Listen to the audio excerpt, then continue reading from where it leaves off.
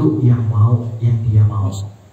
Kalau seseorang tersebut belajar dan menghafal hadis, dan apabila kita belajar hadisnya Rasulullah Sallallahu Alaihi Wasallam, ya, kita mendengar apa yang pernah diucapkan dari bibir sucinya Rasulullah Sallallahu Alaihi Wasallam, kita membaca dan melihat huruf yang pernah diucapkan oleh Rasulullah Sallallahu Alaihi Wasallam, dan kita mengikuti cara pengucapan Rasulullah Sallallahu Alaihi Wasallam, Pak, insya Allah kita menjadi umat yang dicintai oleh Rasulullah Sallallahu Alaihi Wasallam.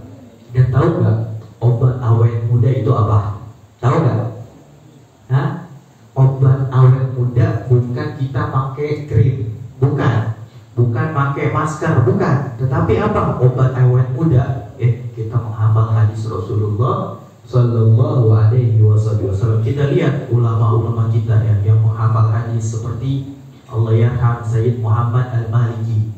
Beliau hafal jutaan hadis, beliau hafal ribuan hadis. Kita lihat panjang mukanya tuh, nggak ada muka-muka tua, nggak ada keriput sama sekali di wajahnya, yang ada cahaya nur Rasulullah Sallallahu Alaihi Wasallam. Karena apa? Karena beliau menghafal hadis, belajar hadis, dan mengamalkan hadis Rasulullah Sallallahu Alaihi Wasallam. Kita baca bareng-bareng ya, sama-sama. Bismillahirrahmanirrahim. Qala Rasulullah Sallallahu Alaihi Wasallam, innamal a'malu binniyat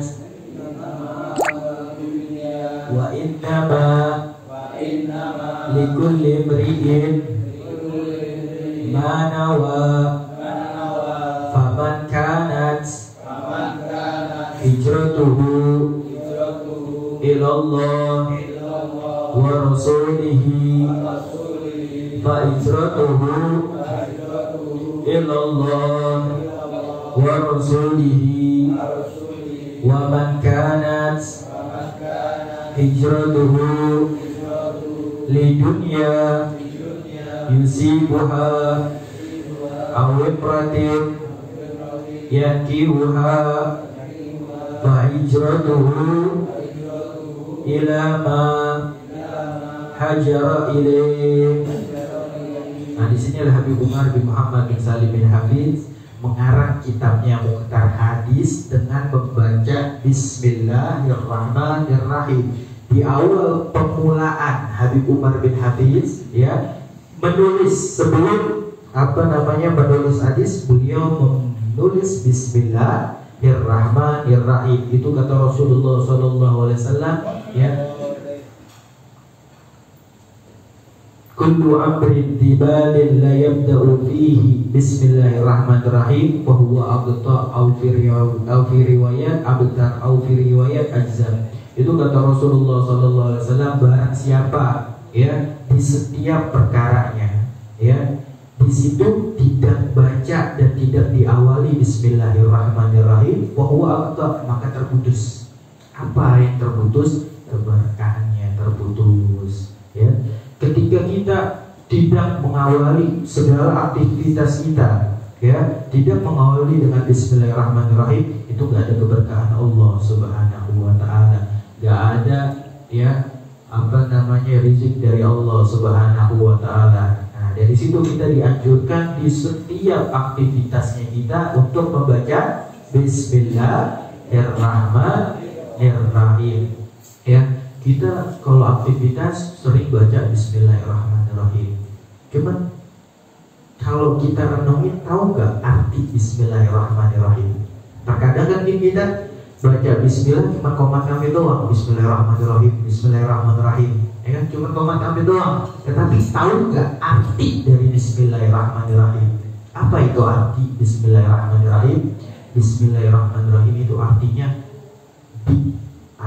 dengan ismi, nama siapa? Allah Subhanahu wa Ta'ala, nama yang agung, nama yang mulia, nama yang gak ada di atas kecuali Allah Subhanahu wa ta'ala. Allah yang paling mulia, Allah yang paling agung, Ar-Rahmanir Rahim, yang maha pengasih dan maha penyayang.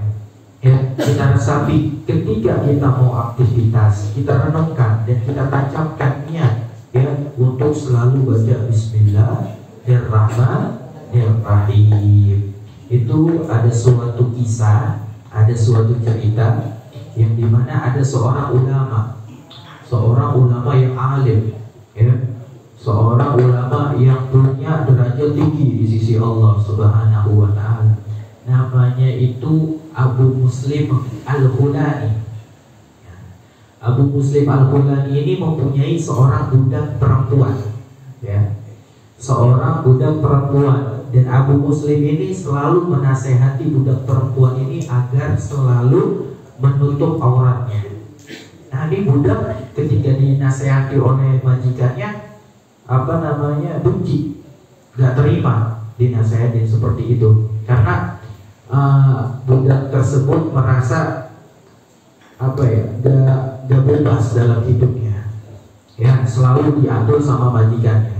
Akhirnya tuh ini budak perempuan benci sama Abu Muslim Al-Khulani.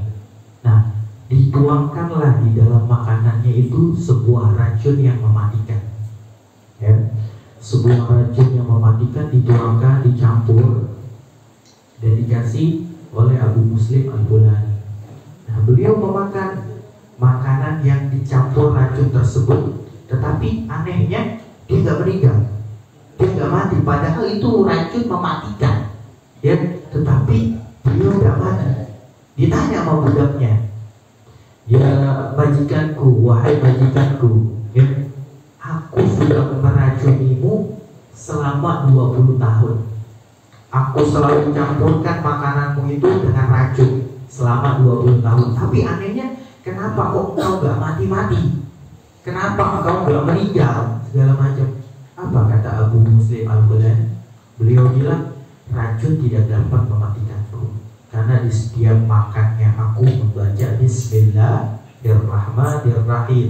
Dengan itu Allah melindungi Abu Muslim Al-Khulani. Jangankan racun mematikan, ya, virus corona kalau kita baca Bismillahirrahmanirrahim minggat, benar gak?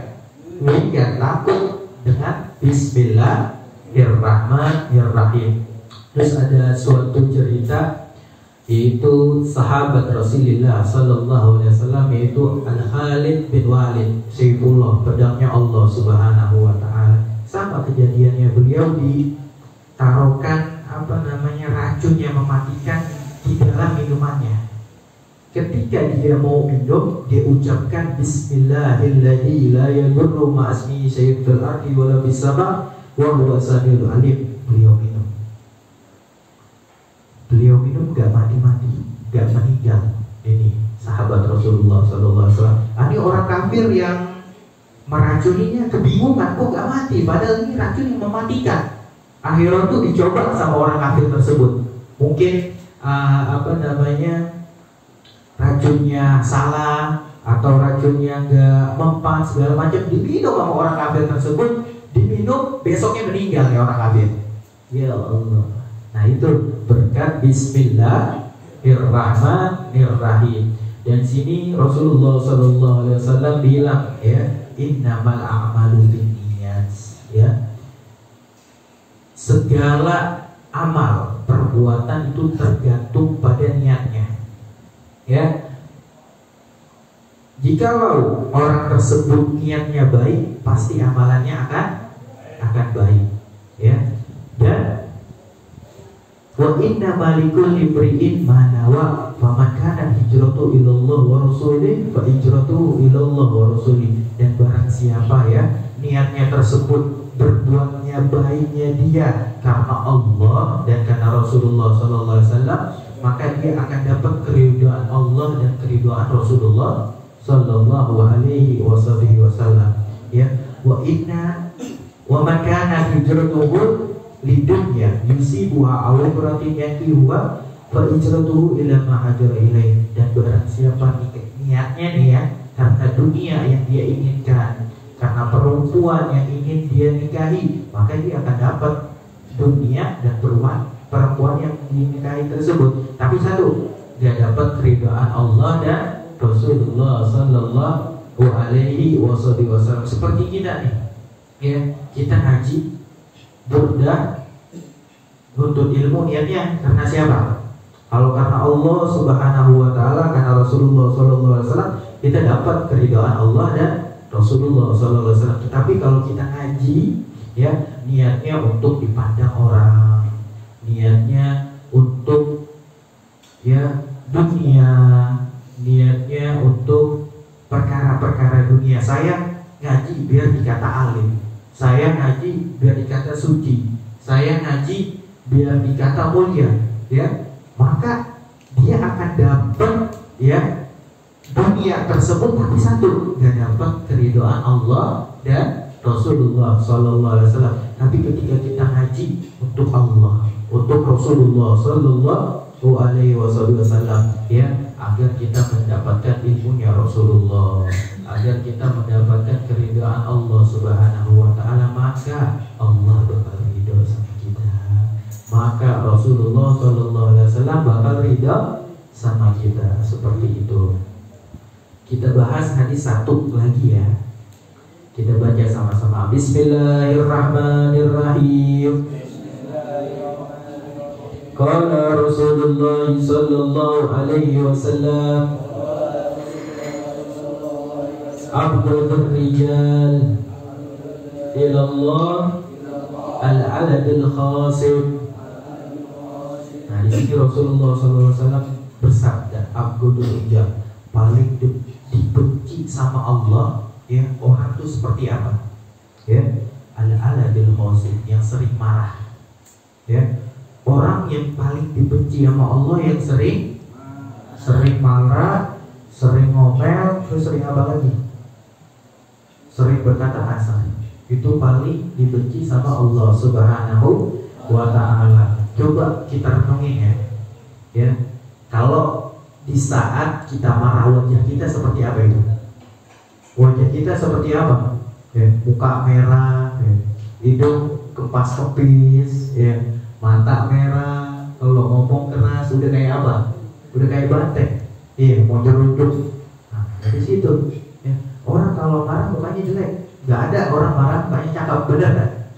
Nah, muka paling jelek yaitu ketika seseorang marah. Ya, Rasulullah bilang, ya, ketika seorang sahabat, ya, meminta nasihat kepada Rasulullah Sallallahu Alaihi Wasallam, ya Rasulullah, ausini, kata sahabat tersebut, ya Rasulullah,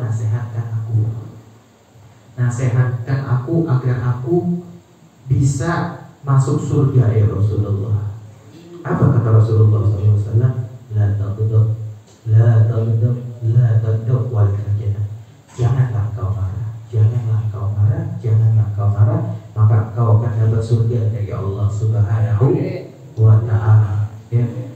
Dan Rasulullah di dalam riwayat, ketika kita lagi marah, kita harus ngapain? Ya. Nah, di sini Rasulullah memberikan solusi.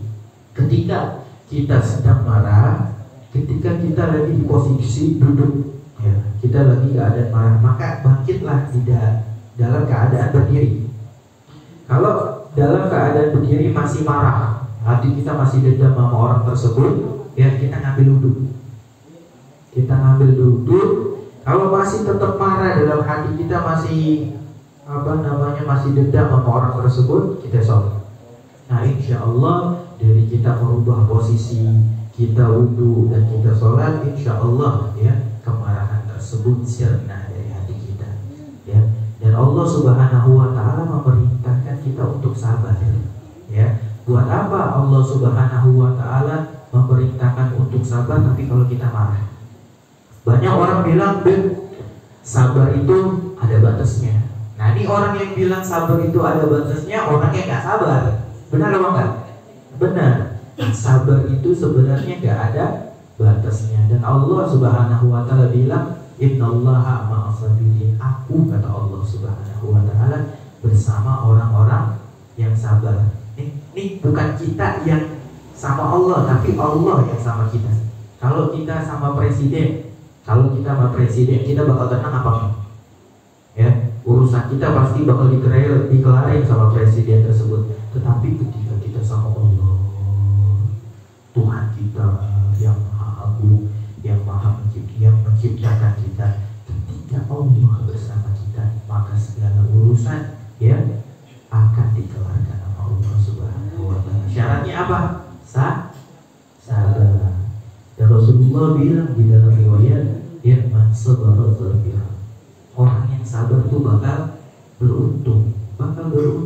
Iyalah kalau di dunia dia merasakan pahitnya, tetapi nanti di akhirat dia akan merasakan manisnya nikmat dalam sabar kepada hamba-hamba Allah Subhanahu wa Ta'ala. Semoga kita menjadi ahli sabar, kita menjadi hamba yang diridai oleh Allah Subhanahu wa Ta'ala, kita menjadi umat yang dibanggakan oleh Rasulullah sallallahu alaihi wasallam. Ya Rabbana a'tarafna bi annana i'tarafna ala Allah ashrafna fatub alaina tauba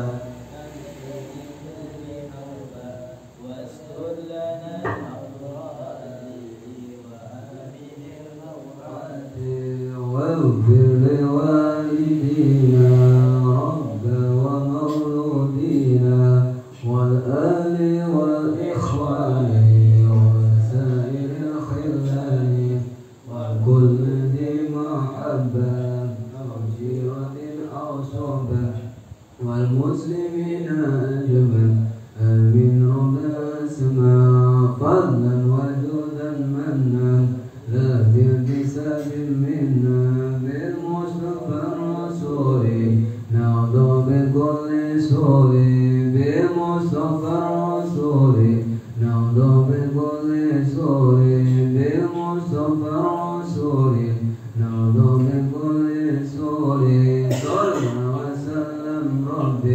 عليه عند الحب وآله وصحبه عند لغز الصبي والحمد لله بالفدء والثناء سبحان ربك رب العزة عما يصفون وسلام على المرسلين والحمد لله.